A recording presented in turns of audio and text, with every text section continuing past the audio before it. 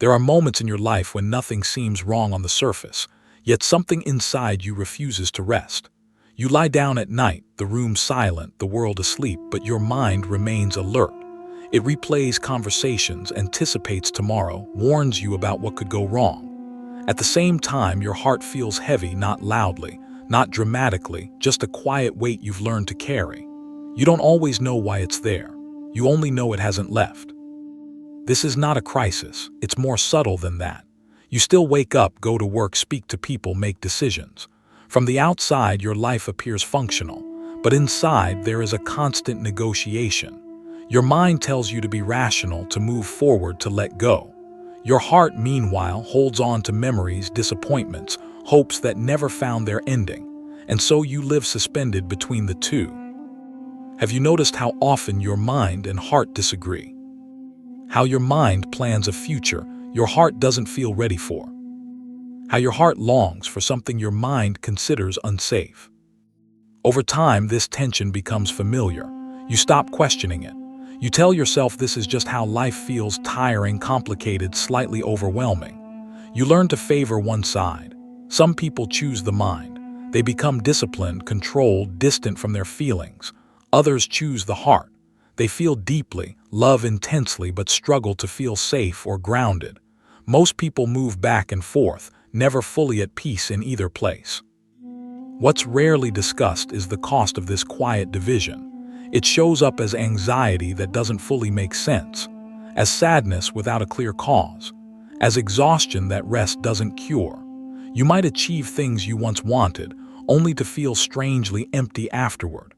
Or you may avoid certain choices altogether because the inner conflict feels too loud to face. You may have even tried to fix this. You've told yourself to think more positively, or to stop overthinking. You've tried to calm the mind or to process your emotions. Sometimes it helps briefly, but the tension returns because the deeper issue was never addressed. And here is the question most people never ask. What if the problem isn't your mind or your heart? What if the problem is that they've been separated? Ibn Arabi observed that human beings are not born divided. A child does not experience thought and feeling as enemies. There is no inner argument about what is logical versus what is felt. That fracture develops later, slowly, as life teaches the mind to take control and the heart to stay quiet. But when this separation becomes your normal state, you begin living only partially present in your own life. Decisions feel heavy, peace feels temporary, and even joy carries an undercurrent of tension, as if something inside you is waiting to object. Perhaps you felt this without having words for it. Perhaps you assumed it was weakness, or lack of discipline, or emotional baggage you were supposed to outgrow. But what if it's none of those things? What if this quiet inner conflict is not a personal failure, but a sign? A sign that something essential within you is asking to be reunited. Ibn Arabi did not begin his teachings by telling people how to fix themselves. He began by observing what had already been broken. He looked closely at the human being and noticed something most people had accepted as normal: a quiet fracture within. A separation that felt so familiar it was rarely questioned. According to Ibn Arabi, the human being is not created in conflict. At the beginning of life, there is no inner argument about whether to think or to feel. A child does not pause to decide whether an emotion is logical or whether a thought is safe to express. Knowing and feeling move together naturally, without resistance. The division begins later, not because of sin or weakness, but because of survival. As you grow, the mind develops first. It learns language, rules, cause, and effect. It is trained to predict danger, to plan, to judge. Society rewards this part of you. It praises control, composure, and productivity. The mind becomes the part of you that keeps life functioning. The heart, however, speaks a different language. It doesn't calculate. It doesn't argue its case. It feels. It remembers. It carries grief, longing, joy, and intuition without neatly labeling any of it. And because its language is not easily explained or defended, it slowly becomes inconvenient. So the mind takes over, not because it is cruel, but because it is afraid of chaos, afraid of vulnerability, afraid of losing control. The heart, sensing this, retreats. It does not disappear, it goes underground. Ibn Arabi described this state as a kind of inner civil war. The mind sits on one throne, ruling through logic and control. The heart sits on another, ruling through emotion and longing. Neither trusts the other, and while they compete for authority, something essential is forgotten. The soul. In Ibn Arabi's understanding, the soul is not another competing voice. It is the center that once held everything together. When the soul is present, the mind and heart do not need to fight for power. They receive direction from the same source. But when that connection fades, both begin to act independently, each trying to secure meaning and safety on its own. This is why the division feels so exhausting. The mind creates identities based on work, success, or being strong. The heart attaches to people, memories, or desires, hoping they will provide what feels missing. Both are trying to compensate for the same absence. Most people misunderstand this and believe the solution is to silence one side, to think less, or to feel less. Ibn Arabi warned against this. He taught that you cannot heal what you keep suppressing, and you cannot find peace by choosing one ruler over another. The real problem, he said, is not the mind and not the heart. It is the loss of their shared orientation. When that orientation is missing, every decision feels heavier than it should. Every emotion feels either overwhelming or suspicious. Even prayer can feel fragmented, the mind reciting words while the heart remains distant. And yet, Ibn Arabi also insisted on something hopeful. What was divided can be reunited, not by force, not by control, but by remembering what was always meant to be at the center. The question is not whether your mind or your heart is right. The question is what happens when both are trying to lead without guidance. That answer begins by understanding why healing one without the other never lasts. When the inner conflict becomes uncomfortable, the natural response is to look for relief. You notice the anxiety, the restlessness, the emotional weight, and you try to fix what feels most urgent. For some, the mind is the loudest. Thoughts race, worries repeat, sleep becomes shallow. So you learn techniques to quiet the mind. You breathe. You meditate, you distract yourself, you try to think differently. For others, the heart demands attention first. There is grief that never fully healed, relationships that left a mark, emotions that surge without warning. So you focus on expression. You journal, you talk, you revisit the past, hoping that feeling it fully will finally release it. And sometimes these efforts work for a while. Ibn Arabi observed that this is where many sincere people become confused. They assume healing has failed because they didn't try hard enough, or because something is wrong with them. But the real issue is more subtle. Healing collapses when it addresses only one side of a divided system. When you calm the mind without tending to the heart, something strange happens. The thoughts may slow down, but an underlying emptiness remains. You become composed but distant. Peace feels fragile, easily disturbed by emotion. The heart, unheard, begins to ache more quietly. And when you focus only on the heart, the opposite can occur. Emotional release brings temporary relief, but without the mind structure, you may feel ungrounded. Old patterns repeat. Decisions become impulsive. The same wounds reopen in new forms. Have you noticed this cycle in your own life? Moments of clarity followed by familiar confusion. Relief that fades as soon as life demands action again. Ibn Arabi taught that this happens because the mind and heart do not have separate problems. They are responding to the same disconnection in different ways. Treating one without the other is like repairing half of a bridge and wondering why crossing still feels unsafe. Modern language often encourages you to choose sides. Be logical, not emotional, or be authentic, not restrained. But Ibn Arabi rejected this division entirely. He understood that when one faculty dominates, the other suffers and the soul grows quieter. This is why healing that targets symptoms never creates lasting transformation. The mind learns new strategies, but the heart remains unheard. Or the heart releases pain, but the mind continues to operate from fear. The inner war simply changes shape. There is another pattern Ibn Arabi warned about: healing the loudest voice. When anxiety dominates, all attention goes to calming the mind. When heartbreak dominates, all effort goes into soothing the heart. Meanwhile, the quieter side deteriorates in silence. A mind that appears calm may be suppressing unspoken grief. A heart that feels expressive may be operating without wisdom or boundaries. True healing does not come from silencing one voice so the other can speak.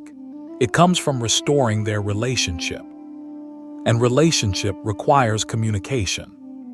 But communication is impossible when two sides speak different languages, and neither has learned how to listen. This is why Ibn Arabi did not begin with techniques or practices. He began with awareness, the ability to observe both the mind and the heart without identifying completely with either. Because until you can see the division clearly, every attempt at healing will remain partial. And partial healing, no matter how sincere, always asks you to carry the rest of the weight alone. The next step, Ibn Arabi taught, is not to fix the conflict, but to learn how to stand outside of it. Before the mind and heart can be reconciled, something else must awaken first. Not another technique, not a new belief, but a quieter presence within you, the part that can observe without immediately interfering. Ibn Arabi taught that most suffering continues not because of what the mind thinks or what the heart feels, but because you mistake those movements for who you are. When a thought appears, you become the thought. When an emotion rises, you become the emotion. And in that identification, the inner conflict feels personal, urgent, and overwhelming. But there are moments, subtle and often overlooked, when you step back without realizing it. You notice a thought pass through your mind and think, "Why did I just think that?" You feel an emotion rise and quietly observe it instead of reacting. In those moments, something shifts. You are still aware of the mind and the heart, but you are no longer trapped inside either one. This is what Ibn Arabi referred to as witnessing, not as a mystical achievement, but as a natural human capacity. The soul, when remembered, observes. It does not argue with thoughts or suppress feelings. It watches them arise and fade, the way you watch weather move across the sky. You may recognize this in ordinary life. A disagreement where you notice your mind preparing defenses while your heart tightens with emotion. Or a moment of sadness that appears without explanation, and instead of pushing it away, you simply notice it. The sadness is still there, but it doesn't overwhelm you in the same way. Have you ever felt that distance, just for a second? That sense of being aware of your inner world, rather than lost inside it. Ibn Arabi insisted that this perspective is not created, it is remembered. It was always present before the mind learned to dominate and before the heart learned to hide. When you return to it, the inner conflict begins to soften, not because it has been solved, but because it is being seen clearly. This kind of observation does not require silence or isolation. It can happen in the middle of your day, while walking, while listening, while making a decision. The practice is not to correct the mind or comfort the heart, but to notice what each is doing. Notice how the mind speaks in judgments, plans, and warnings. Notice how the heart speaks in sensations, memories, and longings. At first, this awareness may feel uncomfortable. The mind may resist being observed. The heart may feel exposed. But Ibn Arabi taught that observation without judgment is itself a form of mercy. Nothing is being forced to change. Nothing is being dismissed. And something unexpected happens when both are seen at the same time. The inner war pauses, not because either side has won, but because neither is being obeyed blindly. This is the beginning of real healing. Because once you can stand in this observing presence, you are no longer required to choose sides. You are no longer compelled to silence one voice so the other can be heard. You are simply present with what is. And presence, Ibn Arabi taught, is what allows understanding to emerge naturally. But awareness alone is not enough. Observation opens the space. It does not yet heal the relationship.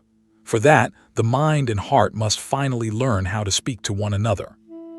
That is where the real work begins. Once you learn to observe the mind and the heart without immediately taking sides, something becomes clear. The conflict between them is not rooted in hatred or opposition. It is rooted in misunderstanding. They are not enemies. They are strangers who have forgotten how to speak to one another. Ibn Arabi explained that the mind and the heart operate in different languages. The mind speaks through words, concepts, and cause and effect logic. It organizes experience into past and future, right and wrong, safe and unsafe. The heart does not communicate this way. It speaks through sensation, image, and feeling. It holds paradox easily. It remembers without narrating. It knows without explaining. When the heart tries to communicate with the mind, it sends a feeling, a tightening in the chest, a wave of sadness, a sudden sense of longing or unease. The mind receives this signal and immediately asks for an explanation. Why is this happening? What does this mean? How do I fix it?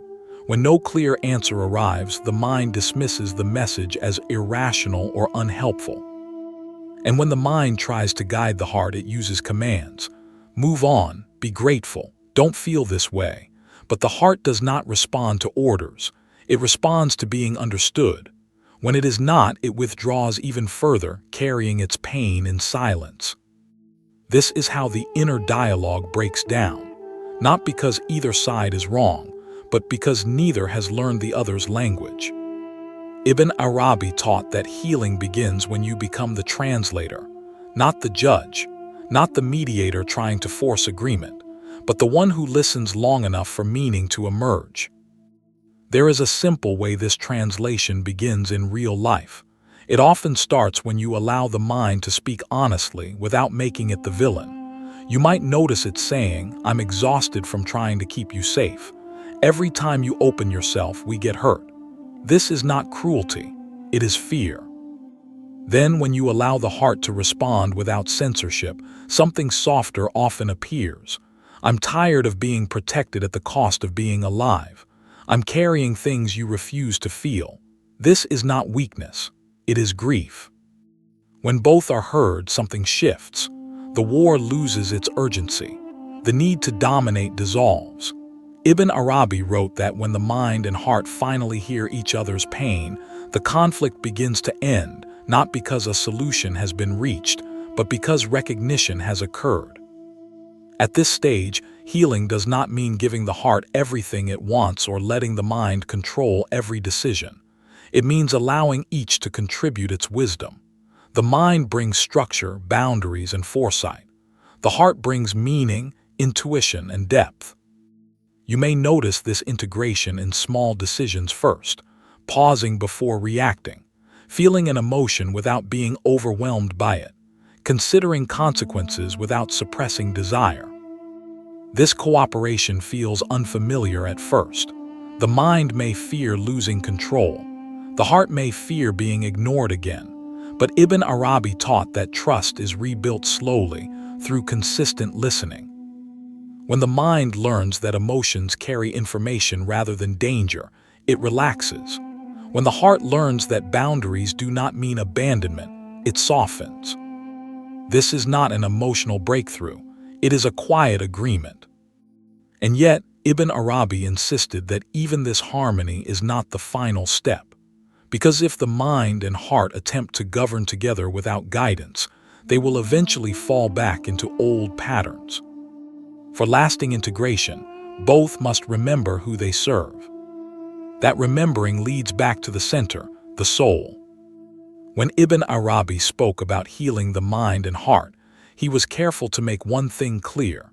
Integration is not achieved by negotiation alone. Even when the mind and heart learn to listen to each other, something still feels incomplete unless they are oriented toward a higher center. That center is the soul. In Ibn Arabi's understanding, the soul is not an abstract idea or a distant spiritual concept. It is the quiet sense of rightness you feel when something aligns deeply within you.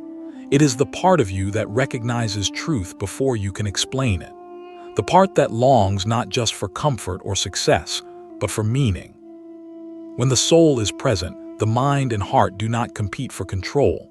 They receive direction. The mind understands why restraint is sometimes necessary.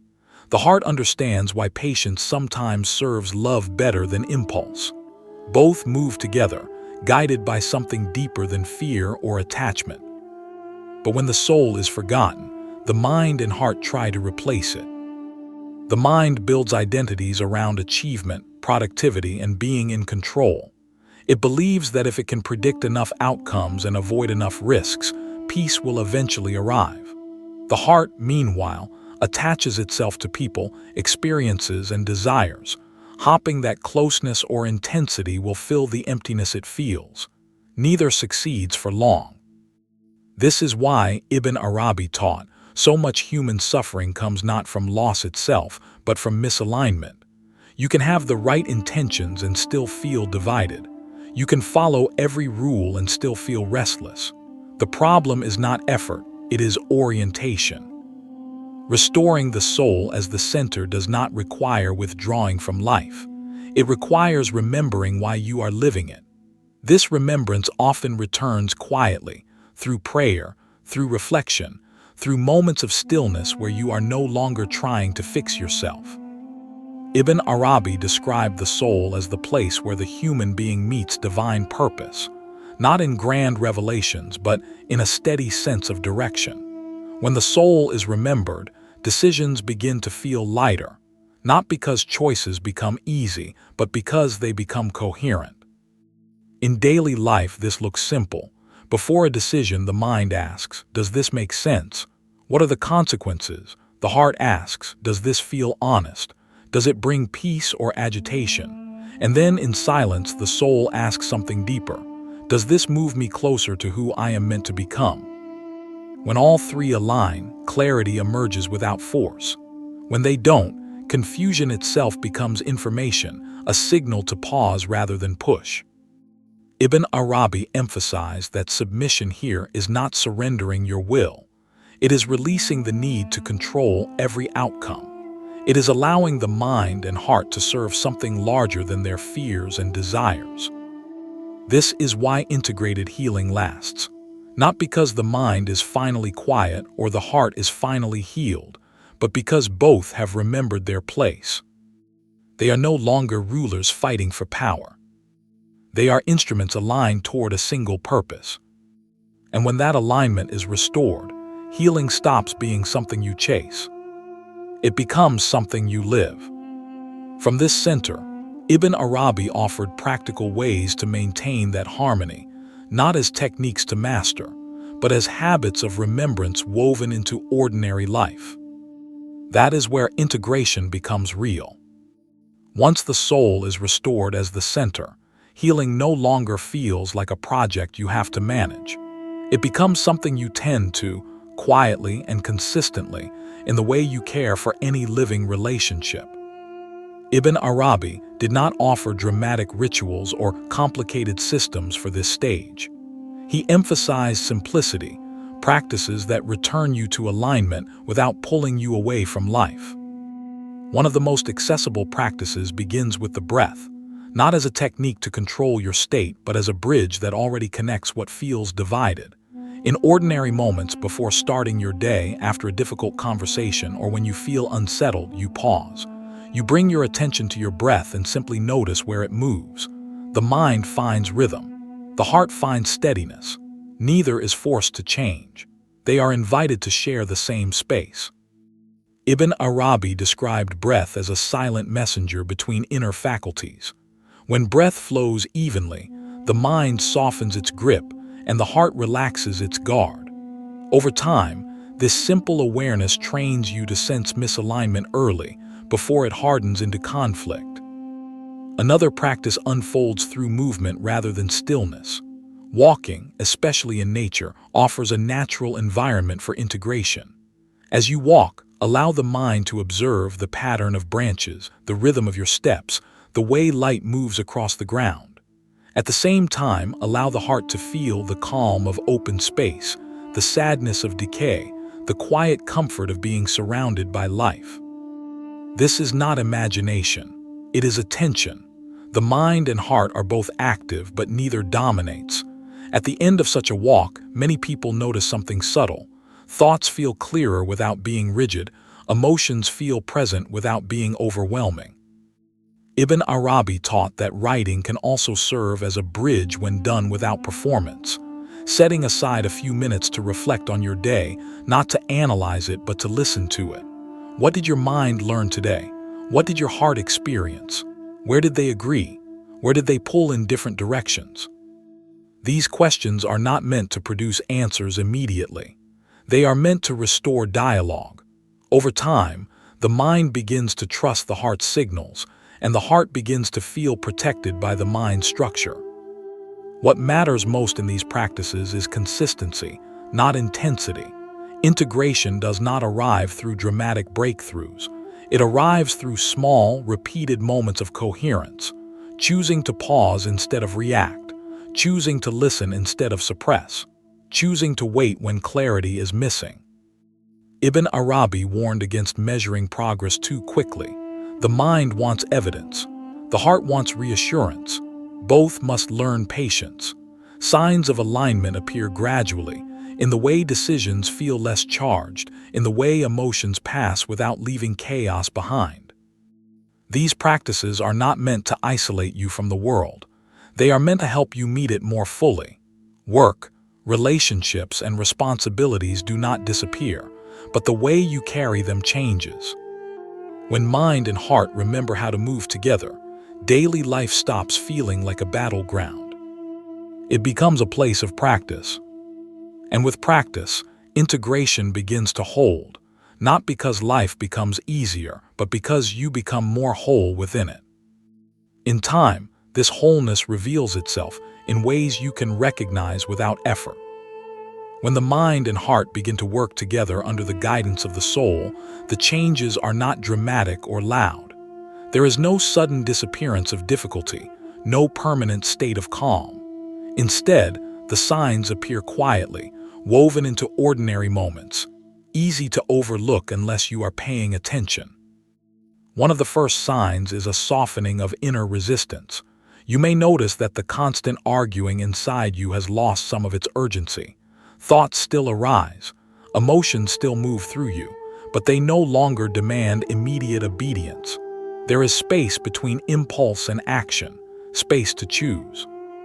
Decisions begin to feel clearer, even when they are difficult. You might still feel hesitation, but it no longer paralyzes you. The mind evaluates without panic. The heart feels without overwhelming you. When uncertainty appears, it feels informative rather than threatening. Have you noticed how some moments of calm feel different from distraction? This calm does not come from avoiding your inner world. It comes from inhabiting it fully. Over time, emotional patterns that once controlled your reactions begin to loosen. Old triggers may still appear, but they no longer hijack your behavior. You respond instead of react. The heart informs the mind more quickly, and the mind no longer dismisses those signals. Another sign is a change in how you relate to intuition. It becomes quieter, more reliable. Not an urgent voice demanding action, but a gentle sense of alignment or misalignment. You may find yourself trusting your timing more, not because everything works out perfectly, but because you feel guided rather than driven.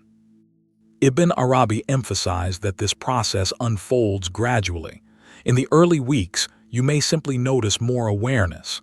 In the months that follow, choices begin to reflect your values more naturally. Actions feel less forced. You stop needing to convince yourself as often. Perhaps the most meaningful sign is a shift in self-trust. You begin to trust not just your thoughts or your feelings, but your capacity to listen to both. This trust does not make life predictable, it makes it navigable.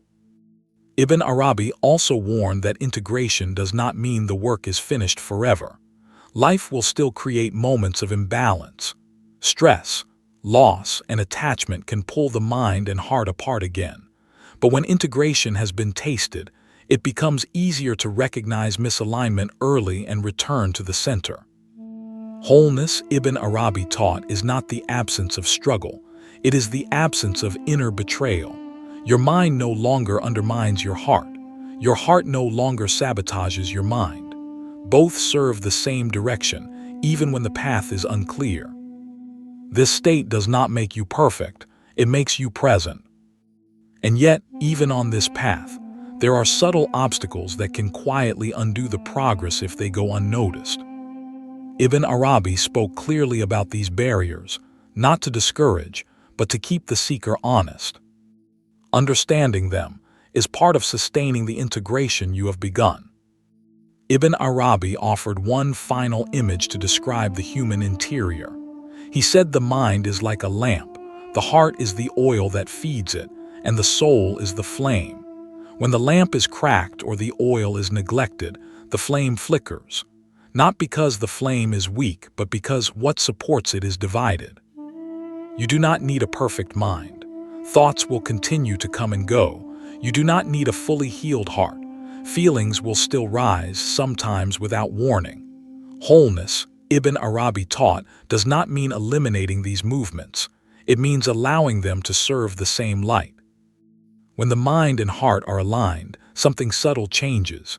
You stop feeling pulled apart by your own inner life. You may still struggle, but the struggle feels honest. You may still face uncertainty, but it no longer feels like betrayal from within. Peace, in this sense, is not something you chase or maintain through effort. It emerges naturally when inner cooperation replaces inner conflict, when your thoughts no longer dismiss your feelings, and your feelings no longer sabotage your wisdom. Perhaps you have already experienced brief moments of this, a decision that felt right even though it was difficult, a pause where clarity arrived without force, a time when your inner voices agreed, if only for a moment. Those moments are not accidents, they are reminders. So the question to carry with you is a simple one. Have you ever noticed a moment in your life when your mind and heart finally agreed, and how peaceful that felt? If this reflection resonated with you, take a moment now to like this video, subscribe to Voice of Sufism, and turn on the bell so you don't miss future reflections. Share your thoughts or experiences in the comments. Your insight may help someone else recognize their own signs. And explore the related videos appearing on screen to continue this journey of awareness. Sometimes healing doesn't arrive as a breakthrough. Sometimes it arrives as remembering how to be whole.